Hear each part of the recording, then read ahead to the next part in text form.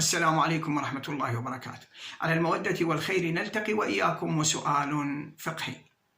سؤالنا لهذا اليوم: ما حكم من تجشأ في حال الصوم؟ الجواب: أولاً علينا أن نعرف معنى التجشؤ.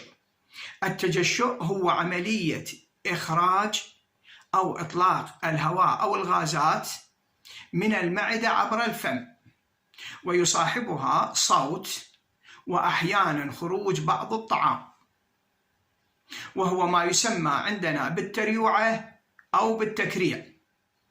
فإذا أعاد الصائم ابتلاع هذا الطعام من غير اختياره ولا إرادته لم يكن مبطلاً للصوم، سواء وصل هذا الطعام إلى فضاء الفم أو لم يصل.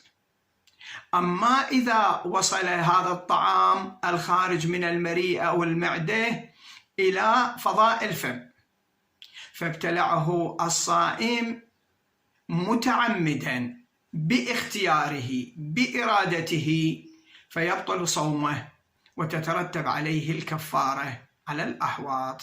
والحمد لله رب العالمين، وصل يا رب على محمد وآله الطيبين الطاهرين.